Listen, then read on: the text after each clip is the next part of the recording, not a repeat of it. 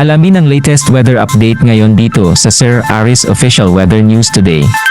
Ng 7:30 ng gabi, si Tropical Storm Kongray ay pumasok na po sa loob ng ating area of responsibility at binigyan natin ito ng local name na Leon. At kaninang alas 10 ng gabi, ito ay huling namataan sa layong 1,355 kilometers east of Central Luzon. Taglay po nito yung lakas ng hangin na 65 kilometers per hour malapit sa sentro at bugso ng hangin na umaabot sa 80 kilometers per hour. Ito ay kumikilos pakanluran sa bilis na 25 kilometers per hour at sa kasalukuyan po ay wala pa itong direct effect sa anumang bahagi ng ating bansa. Samantala, yung isa pa pong bagyo na minomonitor natin sa labas ng PAR, ito po yung dating si Bagyong Christine, ay huli namang namataan sa layong 800 kilometers west ng Central Luzon. Taglay po nito yung lakas ng hangin na 100 kilometers per hour malapit sa sentro at bugso ng hangin na umaabot sa 125 kilometers per hour. Ito po yung kumikilos pakanluran sa bilis na 15 kilometers per hour at sa kasalukuyan ay wala na rin itong direct effect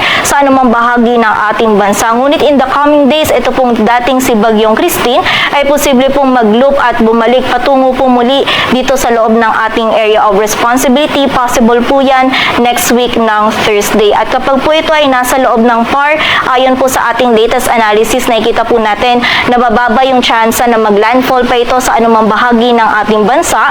Ngunit yung outer rain bands po nito is posible pong magdulot pa rin ng mga pag-ulan dito sa may kanlurang bahagi ng Southern Luzon at Visayas. So, continuous monitoring pa rin po tayo at patuloy po mag-antabay sa updates na ipapalabas ng Pag-asa. And also, nakikita din po natin na sa mga susunod na araw is mababa po yung chance rin na magkaroon ng interaction itong si dating Bagyong Christine and also si Bagyong Leon.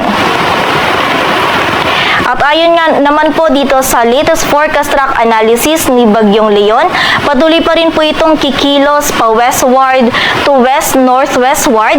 Possible po yan hanggang Monday evening habang binabaybay pa rin po ito yung karagatan, silangan ng Luzon. And then nakita po natin na magre-recurve po ito, then kikilos naman po ito by Monday evening onwards ng pa-northwestward to northward kung saan nakita po natin na ito nga po ay patuloy pa ring babaybayin yung karagatan at ayon po dito sa ating forecast track analysis is mananatili po itong malayo dito sa ating landmass or kalupaan. But hindi po natin inaalis yung possibility na sa mga susunod na araw is posible pa pong magkaroon ng shift dito sa track nito ni Bagyong Leon.